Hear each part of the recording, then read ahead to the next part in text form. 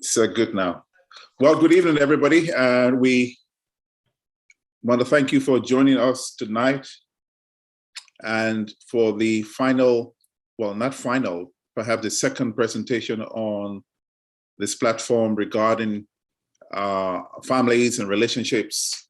And tonight we have Dr. Curtis Fox with us. He's no stranger to us, He has been here before. Some of you are familiar with Dr. Fox. Dr. Fox was born in Trinidad and Tobago. He is an ordained minister who began pastoral ministry in South Caribbean Conference.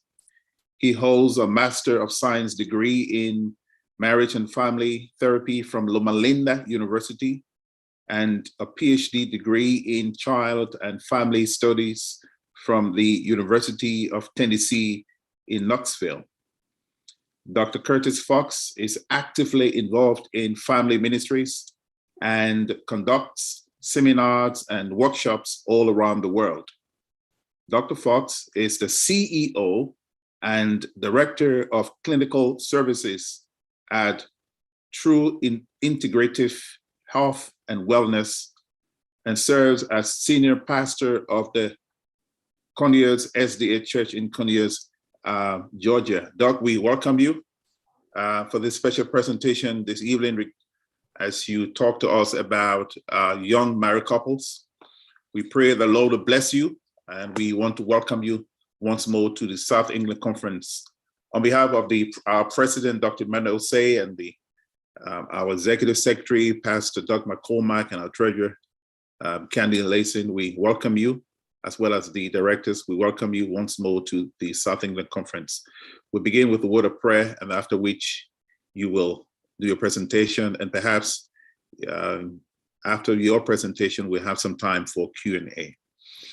Father, we thank you this evening. We pray that you will bless Dr. Curtis Fox as he leads out in this session. Be with us as we listen and as we contemplate and reflect. May this session add to our knowledge and to our lives as we attempt to improve our relationships with one another, especially those who have been married and continue to enjoy marital relationships. We pray that this session will help us in that vein. Thank you for hearing us. We pray in your name. Amen.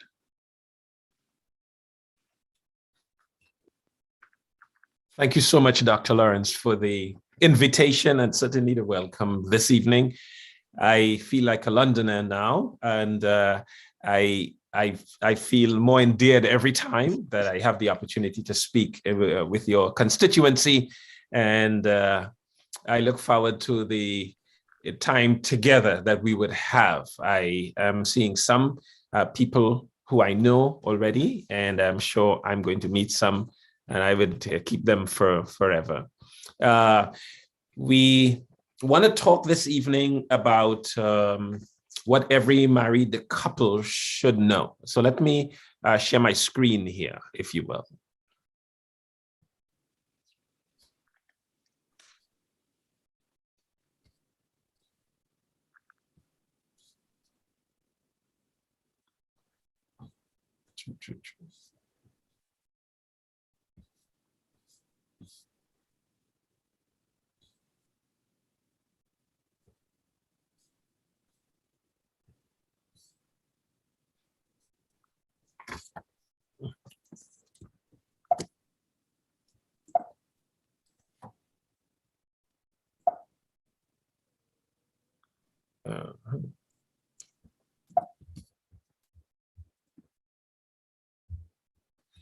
Good.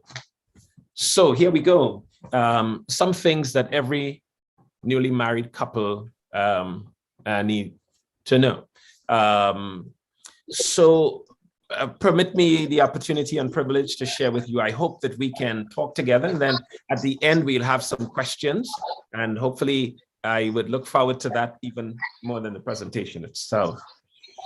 I've been preaching a whole lot, and of late I've been doing a lot of seminars, a lot of counseling and consultation with audiences, with clients, with churches regarding marriages and family issues. On many occasions, I think people remark, well, I wish I had heard these things before now. Yes, often these messages come too late, or is appreciated, I think, sometimes later in life. But while it is true that it's sometimes true, I hope that this evening we get the opportunity to talk through some things, hopefully in ways that would make a difference for us in the immediate and certainly for the future.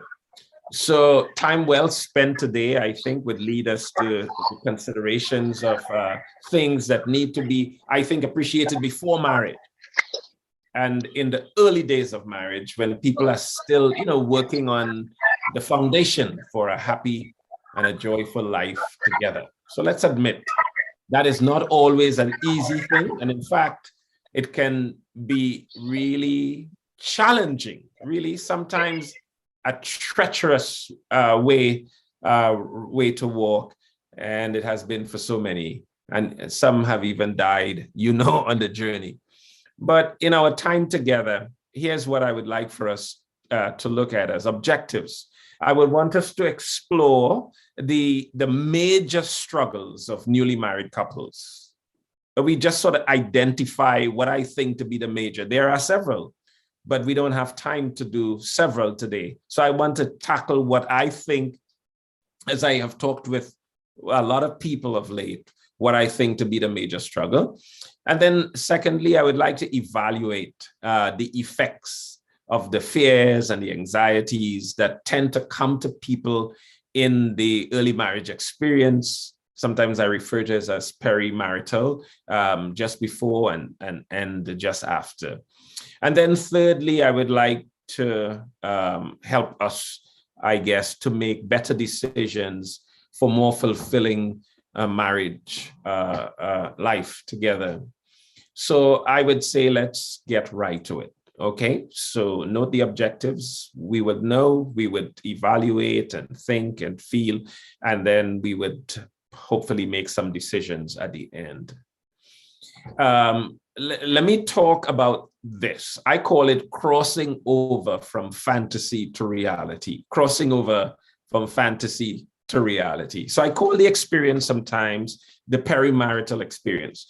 So just before the experience of meeting, getting to know, perhaps, and getting married, and then the immediate aftermath of that experience is what I often refer to as crossing over from fantasy to reality. And this is really a big experience, because it is at this point that many people begin to have some really notable, significant experiences that sometimes end up being for them a negative experience, impacting the foundation of their relationship and for the rest of their relational life. So let me talk a little more about this. I'm talking here about fantasy. There is nothing, I would say, more calculated to give a person an uplift, a feeling of exuberance about the present and about their future existence than a good fantasy. A good fantasy, there is nothing like it. I mean, think about it. You can sit wherever, lie wherever, walk wherever, be in your car or wherever, and just think about the best experience in the world that you can have or would have with somebody that you met. And there is every bit of rush and feelings of emotion and acceleration and so on. The only problem with that is that that fantasy would actually end, and it leaves us with a reality that is often decidedly different from the experience of the fantasy that we had. And who likes to wake up to a different experience, a different reality? And that is exactly what happens, and too often in marriage. The only problem with the fantasy is that it's not forever. We wake up and we catch ourselves in a real experience, and the real experience becomes the enemy of the fantasy, or the fantasy, the enemy of the real. Meet someone today and ask for a date. Work with me for a moment. Let's do this. And they would be glad for the invitation, and thus it was, I'm sure, in your case. You would take a long shower before the occasion. No, sorry, I take that back. You would take a long bath, put on some cologne, rub some behind the ears, wash your hair, put on your best clothes, rest up for the occasion, read a book about etiquette, keep your voice at a steady pace and volume. And you would, when you meet, look your partner in the eye and ask them questions about their lives, questions about their work, their relationship, their dreams for the future. And then when you take that person back home, you get goosebumps. Your heart rate is quickened, your adrenaline is pumping, it flows lavishly, you dream, and all the stars come out in your sky. You remember that experience? I'm sure you have. If you haven't had that, please let me know. I'll be happy to tell you more. But some people have the nerve to say that marriage just isn't the same. I mean, let me say clearly this evening, it isn't the same. It isn't the same. Neither indeed can be. But that becomes the greatest, I think, struggle for most couples, I think. They want to have marriage. They want to have a marriage, like what they experienced during the time when they were dating. They want to have feelings like they had when they first met in the very early days, perhaps, of dating or in the very early days of marriage. But that horse has already left the stable a long time ago. Let me say this evening, and I want to underline and emphasize and underscore this: marriage is real life. Yes, I wish I was sitting near to you or standing just in front of you to look you in the eye right now, to say to you with your ears perked, to hear my next statement. It is this, and I repeat: marriage is real life. By that I mean it is combining two lives, really. I mean, two lives, two persons, two different persons. Their makeup is different. Their proclivities are different. Their tastes, their passions, their desires are different. Yes, they might have grown up near to each other, but they are so different. And these two people are coming together to make a relationship, living in the same space and sharing their lives together. That is a real life experience. You hear me? Decidedly different, as I said earlier, from the fantasy of first meeting or dating or even the early days of marriage. This real life experience consists of combining two families. So it's not just two individuals. So you met on your date, but the family members were not there. I am so glad they weren't. You might have changed your mind. These people are themselves different, even different from the one who presented for the date. And as you realize not long into the marriage that really this individual, your partner, is heavily rooted in their family of origin, and that their family members, though they are in different spaces, are really present in your homes. And the impacts of these people are real in that they influence the behavior of your spouse in ways that you could hardly imagine, and influence your behavior as well. So you were not just meeting this wonderful person at the date. You were actually meeting a person who was rooted in their family of origin. Never mind, he said to you that he does not have a lot of contact with his family.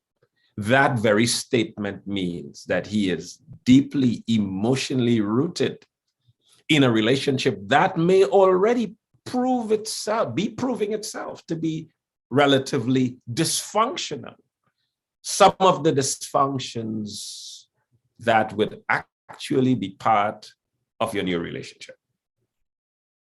It is a real experience also because it is uniting two cultures.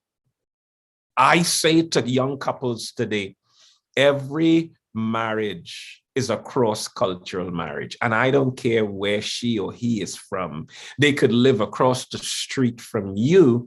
The fact is, just the way the family has organized itself, the way they do dinners and the way they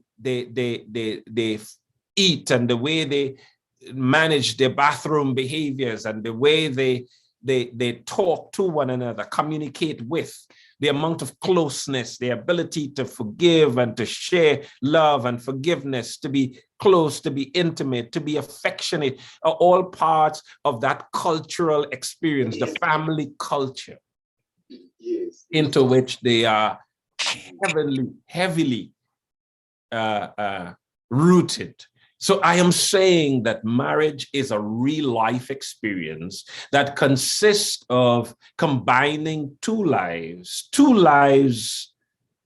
that are essentially different and therefore would have its own sets of joys, exhilaration, but certainly its fair share of challenges. One of the things I talk about a lot in the early days of marriage, which actually is the first task of any marital relationship. One of the first tasks is what we call accommodation. Accommodation. In the early days of that relationship, he and she in this case, she is making room in his home for another person, making room in his or her life for another person, making room in his or her bathroom for another person, making room in his work life, in his or her social life, in his or her quiet time for another person, on his or her bed. I wish that were easy. I heard a comedian saying that the only way a couple could have long-term stability in a marriage is, and he outlined a few things, but he said the first one was separate bathrooms in which one is 75 feet apart from the other. And while it was comedy, I think there is a certain truth to it.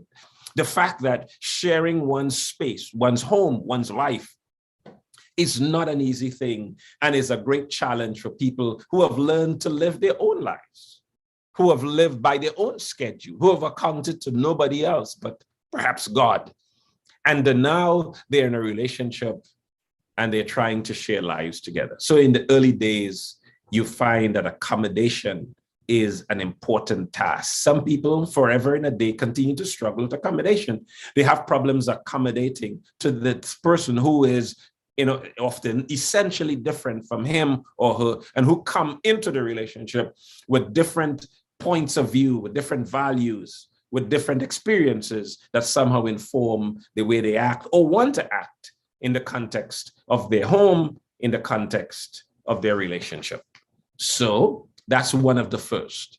And then I would say, secondly, in this real life experience stuff is what I call the discovery of the good and the bad, the discovery of the good and the bad in each other. Every human being I know comes wrapped up with good and the bad. We have our very strong and positive qualities, but we have some things which for the other person might appear to be negative, difficult, challenging, and will cause the chariot wheels to drag heavy in a relationship. Yes, their history, their proclivities, their habits, their quirks, all of which would be discovered in the relationship. The manner of communication, the way they speak, the tone, the volume, the use of space, I just mentioned before. Proxemics, we call it. It's a science all by itself. How people share space is a function of their own emotional reality and development. Money management behaviors. And these things come to the fore quite quickly in a relationship. In fact, just as soon as the people return to their private struggles after the wedding, you realize that you have bills and financial responsibilities, and you have to find ways to pay for those things. And then you recognize that one person has attitudes and values about money that is maybe different from what you thought and different from the way you practice. And then what about the work attitudes and the hygiene and on and on? So here is the discovery of the good and the bad about each other. And this reality, I would say, is part of this making marriage a real life experience.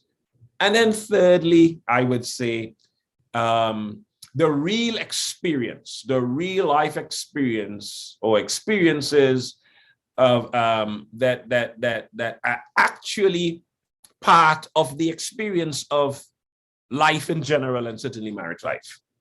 That in marriage, we face good times and bad times. Why don't we think about that before as much as we should? But when we get married, there are those good times and bad times. Things you never anticipated in the days of youthful virility suddenly begin to happen not long into the relationship. For example, health issues may show up.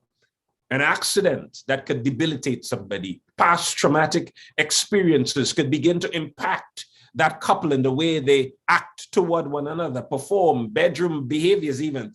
Job loss, for example.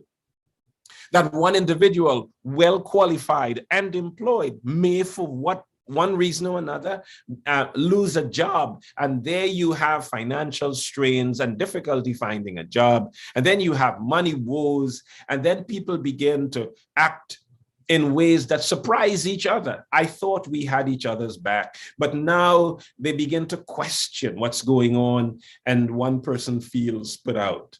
Well, what about the transition to parenthood? The very good thing that many people look forward to, that is having children. While it is what we call a eustress in families, that is something people often look forward to. It is also a transitional point that brings a lot of stress burdens to a family. For now, it's not just 2, it's 3. It's not just going on a vacation now, it's going on vacation with a bag and diapers and food, and it's all of that. It's not just looking into each other's eyes anymore, but looking at this baby as this baby needs constant care and so on.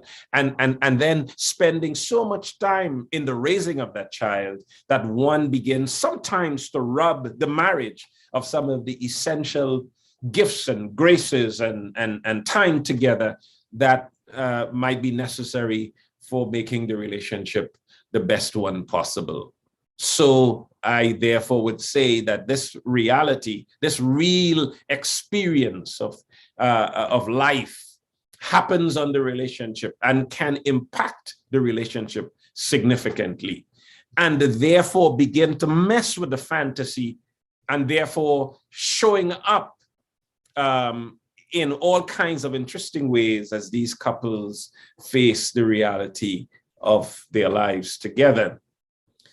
And one of the books that I ask my students to read in some classes that I have taught over the years is a book called The Passionate Marriage. The Passionate Marriage is a book that was written by David Snarch, you can see there. But David Snarch, the first chapter of this book is entitled, and I like it so very much. This is one of the books I wish I had written.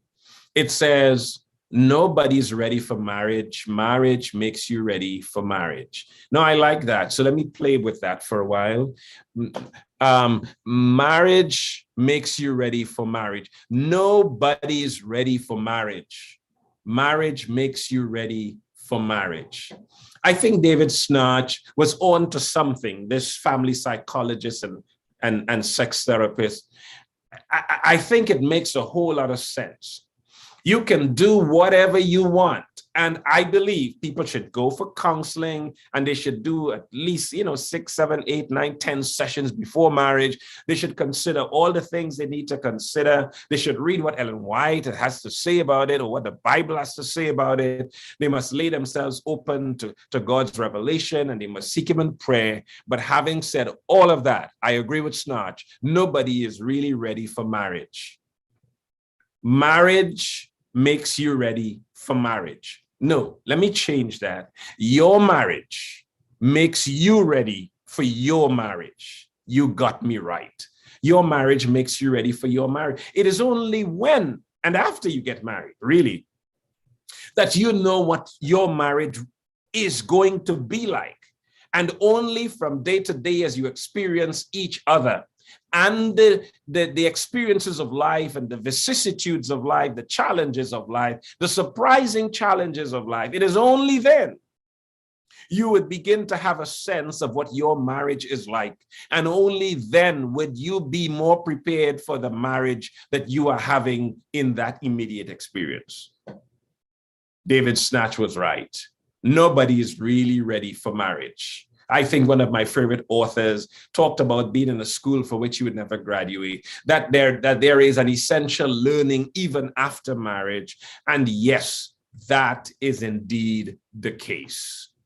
I was reading somewhere at a high street in Trinidad on a kiosk.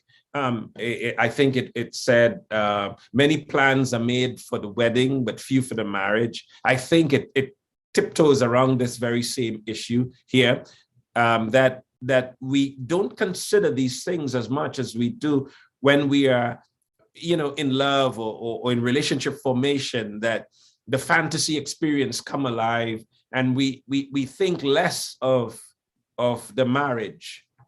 We think more about the wedding, all of which fit into the fantasy and the rush of chemistry that somehow might be overtaking us in that moment of newness. Well, let me go on. Let me talk a little bit about the fact that premarital fantasy is a setup. Yes, it is a setup for disappointment, and it makes us anxious about our present experience of marriage. I read the work of Orberg, Veroff, and it's Holberg, yes. In 1993, they wrote a research, they did a research and have continued to do research on the subtopic. You might check that out if you will. But I remember one of the research that they did was asking a number of couples to tell their courtship stories. So they were reporting their courtship stories just about the time when they were getting married or immediately after marriage. So I call it the pre-marital experience. So they asked them to talk about how they met and how the relationship unfolded. And 5 years after, they did a follow-up with these, so it was a longitudinal study. And 5 years after, at point 2, they asked them some questions about their relationship. And Orberg and Veroff and Holberg found some very interesting things that I would like to share with you in a moment here. And it is this: The couples that told their courtship stories in the most romanticized and alluring manner were more likely to have marital disruption after 5 years. You heard that right. The couples that had butterflies and goosebumps and were so excited and elated about their relationship that they were out of breath and they felt like the whole world was a wonderful and beautiful place to live in, and their heart rate was quickened and their pulse was beating rapidly, and everything else. Those people were more likely to have marital disruption after 5 years than the people who told their courtship stories, reporting that they had challenges, they were aware of those challenges, such as communication and so on. Those couples were more likely to have stable and fulfilling relationships after 5 years. What's the moral of this story? The moral of this story is that premarital fantasies really inform our present experience big time, but they set us up for disappointment, and they make it us really very anxious and well, anxious and fearful, really, and that anxiety and fear become itself a prophecy on the outcome of our relationships. So you heard me. I think this is something very important to note here, that our fantasy life of the past can be destructive to our present experience, the real life experience of marriage. I want to underline that. But let me say secondly, if I must move on, that we have to therefore think, for the same reason, about managing our fears. We got to think about managing our fears and our anxieties, those fears and anxiety that come with the onset of the reality testing in the marriage. What happens when we have these fears and anxieties? I think we are often led to have poor relationship adjustment. I see people coming back sometimes not long after the marriage, a year or less, sometimes a few years after the marriage. And what they are dealing with is this: I don't know what's going on. I was not expecting to be feeling this way now. I am not sure that I love this person. I am not sure that I'm in love with this person. I maybe love them, but I'm not sure that I'm in love with them. I think what they're dealing with a lot of times, not always, is the poor relationship adjustment. These feelings and values and attitudes that somehow were percolating in their heads, letting them feel that the real experience of marriage is too different from the fantasy experience of years gone by, and that this is what they should not be experiencing. That is what they should be experiencing. Now, when we have these experiences as well, I think we begin to demand change in the other. So now we are demanding that the person change. We have ultimatums sometimes. You got to change. This has to change, or else I am out of here, kind of thing. The demands for change in a relationship. I should tell you that one of the best ways to not get change is to ask or demand the change in the other. I just thought I would say that and leave it right there. But there is also a disappointment with the other. So contempt begins to set in. We see it as registers on the face and in the behavior, in the way one looks at the other, for example. They are no longer appreciative or happy in the relationship and about the choice they have made, because there are fears and anxiety that somehow are beginning to take over, informing their response to their partner and to the marriage. Well, I would say also that personal deceptions of pre-marriage life may be kicking in here. And there are a lot of pre-marriage deceptions. You know, there are a couple of concepts. Let me share, for example, one or two of these with you. We talk about the honeymoon effect, which actually is a tendency of people to evaluate their relationship a little better and or higher than it really is. And that is usually in the very early days of the relationship, and sometimes in the early, very, very early days of the marriage. So it's called the honeymoon effect. It's as if the honeymoon has colored everything. So this rose-colored glass perspective make people think really good of their relationship, and or not really critically examine the structure and function or foundation of the relationship. But it's a personal deception, and it's when that somehow that curtain is lifted, the curtain of fantasy, then people become scared about what they are really seeing. And then there's a halo effect. The tendency of people, especially, let's say in dating, to take the one or two good qualities of this person and transmute them to all the other qualities of that person. So this person is handsome and therefore is. This person speaks soft and therefore is. So we make a lot of assumptions that because of what we see, one or two qualities, we make assumptions about other positive qualities that this person has, and those things are not always the truth. And in fact, sometimes they're quite the opposite. And then I would say often that person has not really changed.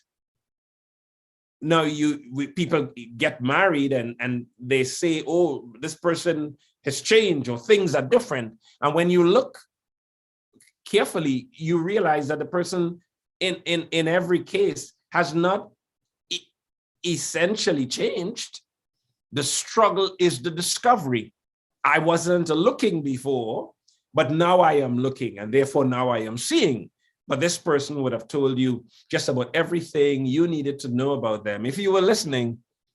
But at that time, perhaps we chose not to listen. Now, this may sound to be bad or negative, but I think this is the real life experience for everyone. All right? That in marriage, there is the discovery of things both good and bad. These discoveries can create fears and anxieties, and the anxious response and the fearful response can produce sometimes more of the same or counterintuitive actions and behaviors. Let me go on to say, it has been shown that many people get divorced over what they got married for.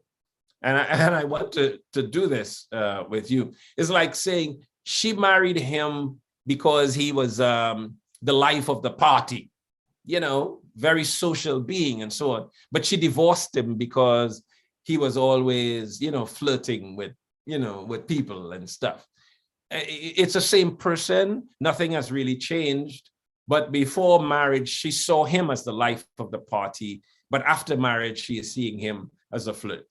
Well, he married her because, she always kept herself neat and attractive and clean and so on.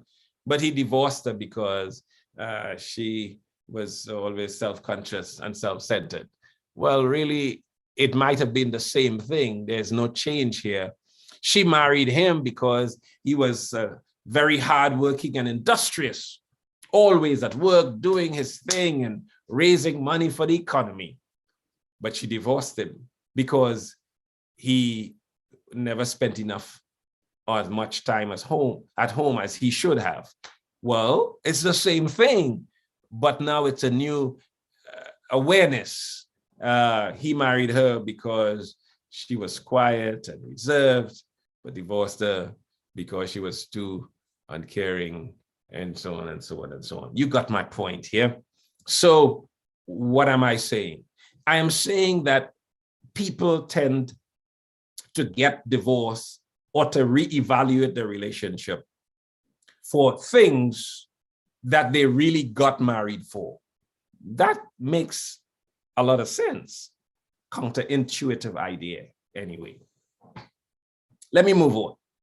Let me talk about the third thing here. Because as we think about these things, we have to then wonder how to keep the marriage on the cutting edge. How do I keep my marriage on the cutting edge? Thank you for that question. Because a marriage needs to be on the cutting edge. Otherwise, it's on the dying edge. If it's not improving, it is possibly stagnant, or it's going in the opposite direction to the way you might want it to go.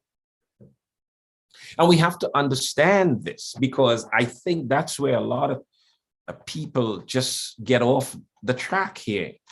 That marriage is a crucial thing, but it has to be kept with due consideration for demands and responsibilities and for the work that must be part of the experience in order for it to really happen.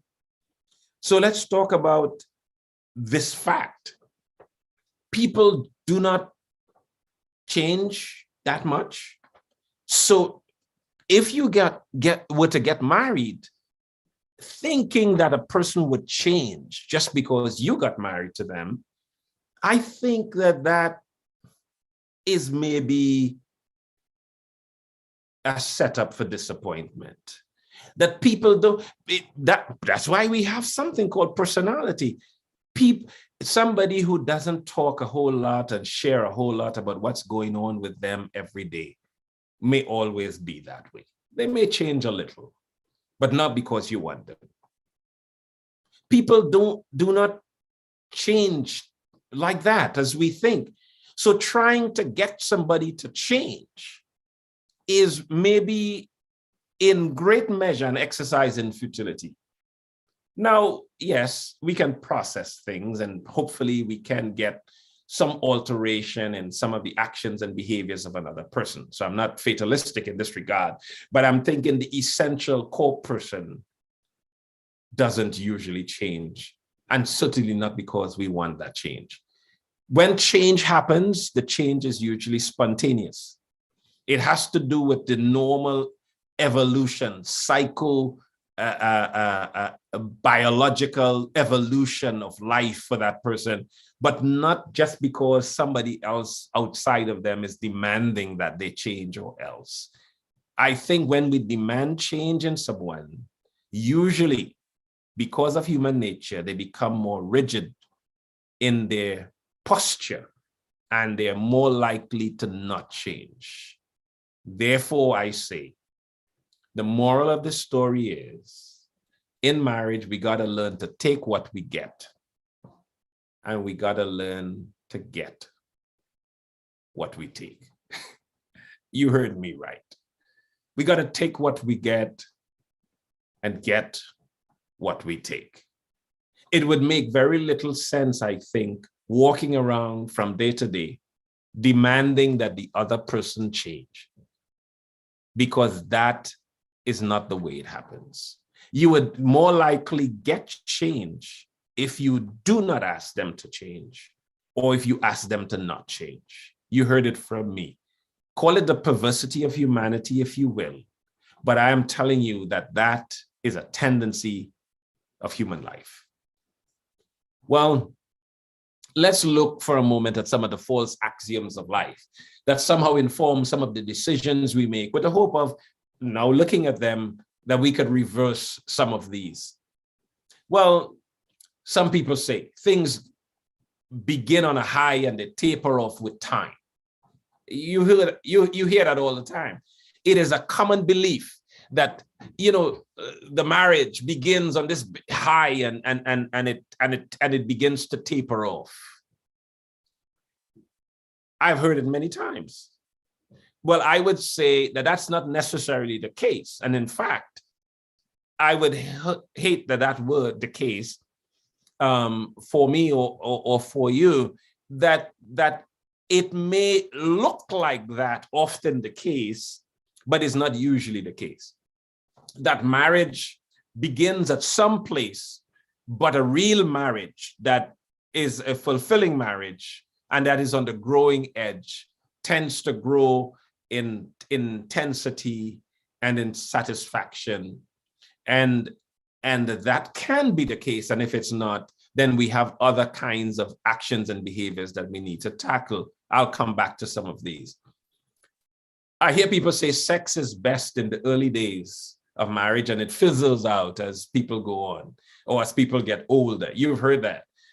sex is something for the young.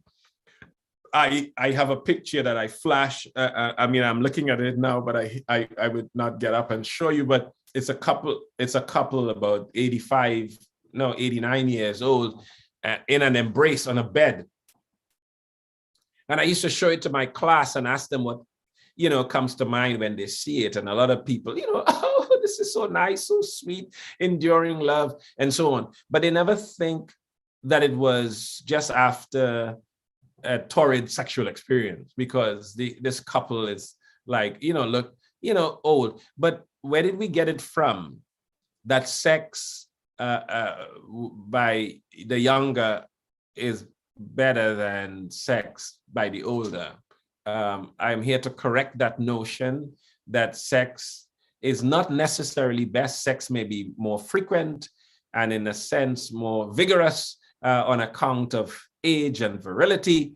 But let me tell you, as people get older and they come to their own and they mature and they have a better sense of themselves and a better appreciation for their partner, that sex does not necessarily fizzle out, except under, and usually there are three conditions. The three conditions being: one, physical health problems can jeopardize the crescendo experience of sex.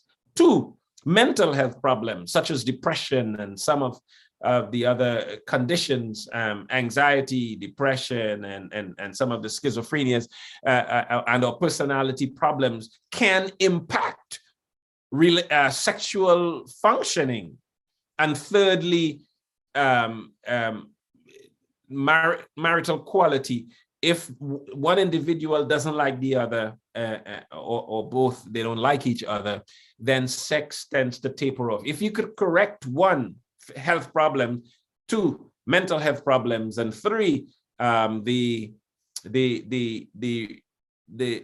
depth of interaction and intimacy with each other, then suddenly we see sex is on the crescendo once again. So I want you to hear it, that sex is not best when people are very young. Sex gets better like wine. I read, Dr. Lawrence, that like wine, that's the part I read about. Sex gets better with time and age. And let me say also, a good relationship is one that unfolds naturally. I am here to debunk that myth that a good relationship is not one that unfolds naturally. A good relationship is one that unfolds unnaturally. You heard it from me, that we tend to think that a good relationship should flow naturally. If you do what comes naturally, I think you would not have a good relationship.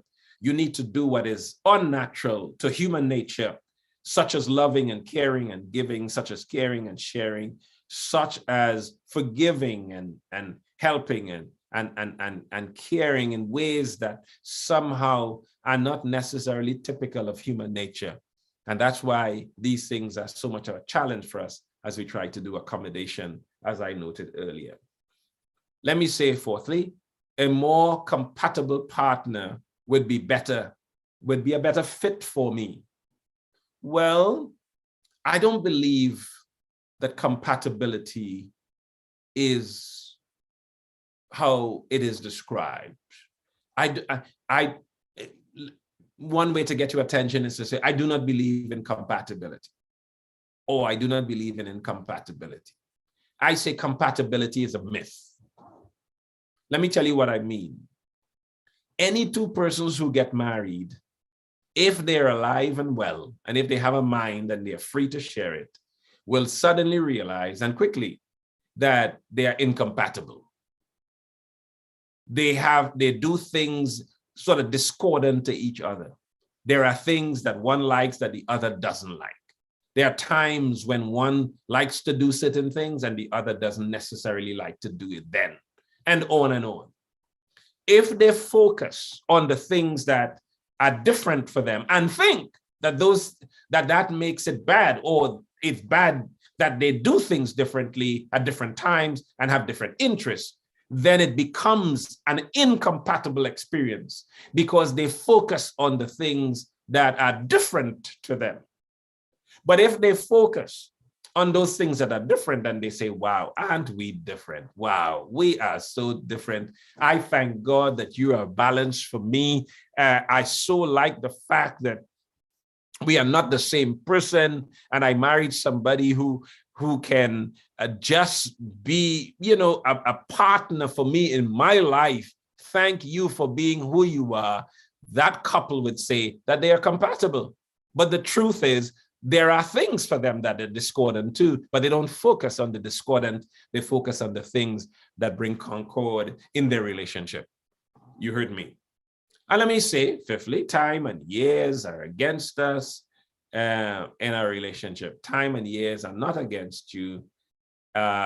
Years are your friends, and you should embrace them as you go on, but using every bit of time and experience an opportunity to grow in your love and in your care for each other, to seek to have more joyful experiences in your marriage.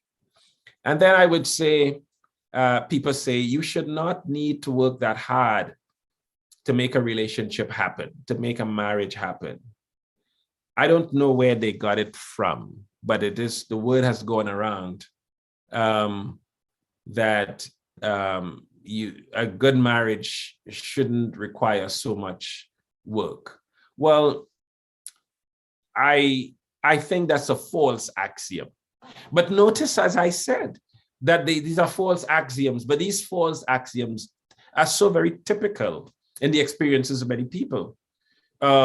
So we got to be mindful that we don't court the wrong ideas here about marriage. Right? Marriage can deepen. Marriage can deepen over time. Sex can get better and should. A good relationship doesn't necessarily unfold naturally. You would have to do some very unnatural things. And you know what I mean by that. Unnatural things that are not necessarily first nature for you. And that's why you need the help of God. A more compatible partner would maybe not be better for you, because if you were to leave your partner and find another, the one problem that you might face is that when you get there, you will be there.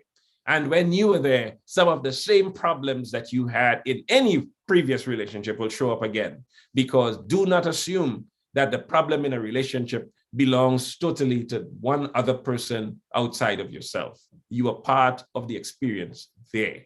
Having children would complete us and bring joy to our marriage. Children do not always bring a whole lot of joy. They may bring a whole lot of fun to see them grow up, but the tax, the demands that they bring on the relationship sometimes threaten the foundation of that relationship. Their marriage becomes child-focused, and they stop focusing on each other and give up the early attentions. I have spoken about this in London a few times. I will move on at this point. So let me share some summary ideas as we come to the end of our first hour here together. Summary ideas. What shall we do? What shall we do? Idea one: fantasies may be dangerous to your marriage. Therefore, accept your reality. It would be better for you to accept your reality. Okay, I got married to this person. Now I'm in a lifelong union. I could lace up my shoe and think to run, or I can put my shoes on and walk together into the sunset of life, knowing that I have taken what I have got, and I have gotten what I have taken. I got what I have taken. And if we were to do that, I think just the act of that, of doing so, would create a more solid emotional adjustment for us in our marriage life together. If we are thinking that we are uneasy and we are thinking that running would be a better option, we will become distracted from focusing on the fact that we are now in a new relationship with somebody with whom we can spend the rest of our lives. I say idea number two: Do not demand change. Understand that that doesn't really work, but creates a lot of anxiety and a lot of dissatisfaction on the part of the person who is demanding that change, usually, and even for the one who is demanded to change. Now, understand that there are forces for change in the relationship, but as I have studied them, they are these: the active force of love. The active force of love. I think the Bible suggests that we must love our neighbor in the same way we love ourselves, because love of self and love of neighbor are one of the same love. So it means for me that my goal in life is to love my partner just as she is, that we are to love our partner just as he or she is. That's the active force of love. The reactive force of blessing. By that I mean that we are to love people who don't appear in a moment to love us. The Bible talks about not answering, for example, railing for railing, that when you are blessed, revile not again. Jesus did that when you are cursed by someone, you should bless them instead.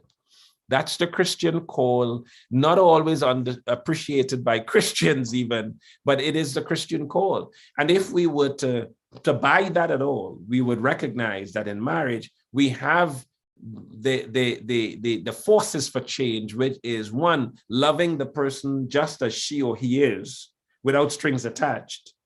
And secondly, the reactive force of blessing. So if someone curses you, your response could be to curse them back. The better and Christian response is to react in blessing, all right? The reactive force of blessing. Bless those who curse you and pray for them that despitefully use you and persecute you. That is the Christian call. Summary point number 3. Work hard for success in marriage. Work hard for success. Yes, hard work leads to success. Success leads to happiness, if I may say. Success, I read somewhere, it says there is only one place where success comes before work. And that is in the dictionary, by the way. So keep that ever before you. If you will get success, if you will have a successful marriage, you must work hard for it. It is hard work that brings success. You got to work first before you have success. So therefore, what is this work? This work is doing what you know you should do. Keep up the early attentions. Remember to go places with your partner. Remember to go on walks. Remember to go on vacations. Remember to look into his or her eyes. Remember that you shouldn't just look and watch, just look at television all day, but you should give each other quality time. Remember that a good, healthy sexual experience is important. Remember that gifts and those kinds of kindnesses, touch and intimate connections are important. Remember, and if we were to work hard at those things, if we were to work hard at our communication and realize that while I do not like to speak that much, my partner maybe wants me to bring them into my experience by sharing how my day went. And therefore, I would learn to share a little more with my partner. I've learned to be very independent, but my partner thinks that I should maybe say a little more about where I was for the last 3 hours. And therefore, I would say where I was for the last 3 hours and help them to understand that I was there, to sort of help to build a relationship of trust. So I'm saying all of those things I call working hard for the success of your marriage. And that is how it will happen. Fourthly, have high standards for your marriage. I said high standards. I tell my couples sometimes, I don't just want a marriage. I want a hot marriage. I try to say it there so that they could maybe sort of visualize my experience here, that I want, if I would be with my partner for 100 years, I want them to be 100 good years. at least most of those years, I want them to be good.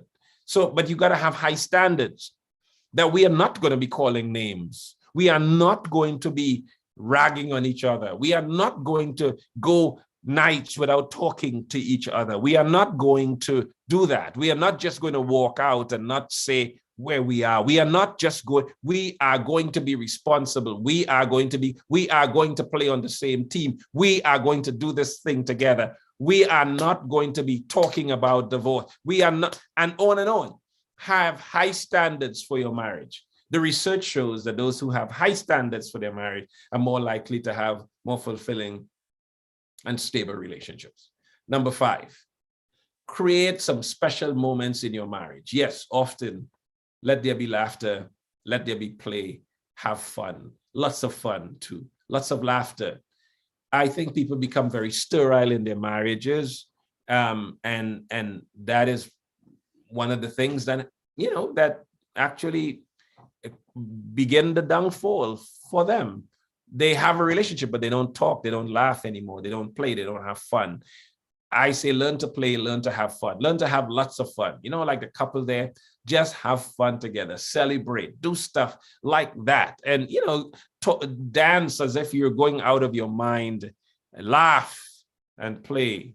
I think these things are crucial. I wish I had time to talk about the brain and what that means, about the limbic system versus the cortex, but I don't have time for it. And you got to go. I got to go too. Have, number 6, a real partnership. Play on the same team. There's not many people on there at all. Share roles. Be flexible. Cooperate economically. Support each other. Marriage in the 21st century demands a real partnership. I would encourage you to have a real partnership. Cooperate economically, share housework together, you know, be flexible in your role, orientation, and just have a wonderful experience together. And yes, the early days of marriage and the latter days of marriage will continue to be flourishing experiences for you. And then I should end. Here's how I would do it. Let me just say, mind the spiritual foundation. Yes, you need help. Trust me, you need help. Oh, sometimes when a wife says that to her husband, that's not a good thing. But we all do need help, don't we? We need the help of God. A 2-person relationship can only be so stable. They need a 3-person relationship. Oh, people of the UK, spice up your relationship. Bring a 3rd person into it. Make that 3rd person your Jesus. And may he be that 3rd person in the triangle of your life. May he be front and center. May he be best in your life. Seek him earnestly. Celebrate him together as a couple. Learn to pray to him together. Go to church and fellowship together. Have a family altar together. Read the Bible together. And as you do these things together, you would be in touch with resources that are beyond you.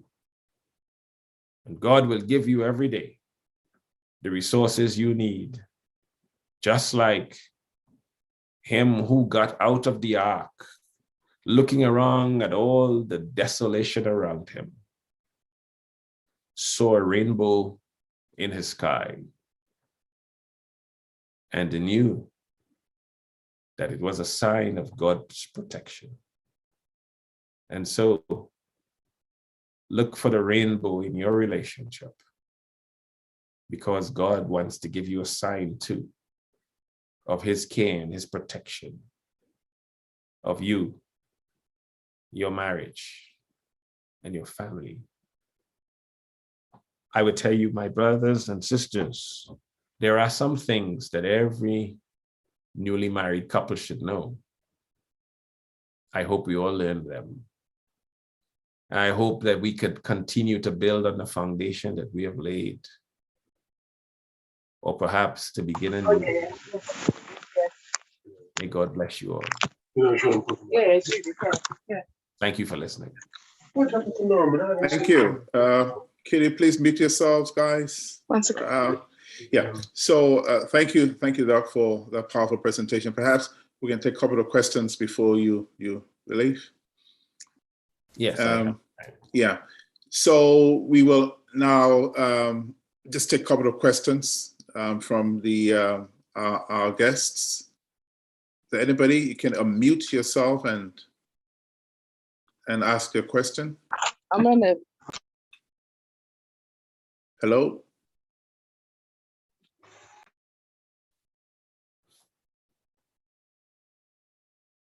Were you asking a question?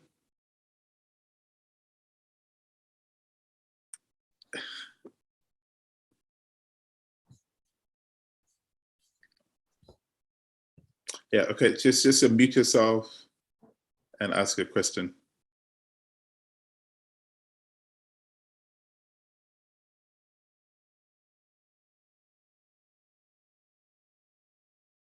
All right, are there any questions?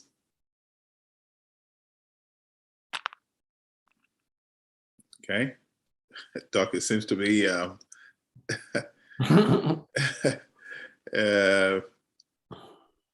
we don't have any questions, or perhaps the folk do want to show their faces. You don't have to show your face. You can just unmute and then ask, and we'll be fine with that.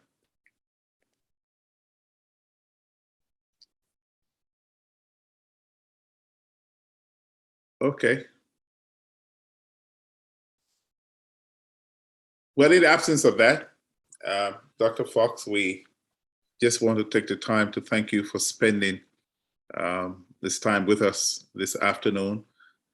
We appreciate your sacrifice once more, and on behalf of the Family Ministries Department of the South England Conference, we thank you once again for your time. May the Lord bless you. Thank you. As you continue to serve. You're welcome. It was good. Yeah. God bless you. Thank you. Thank you, everybody, and good night.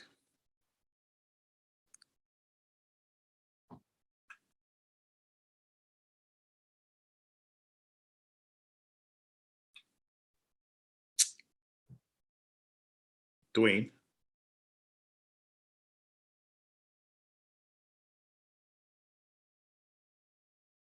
Dwayne, are you there?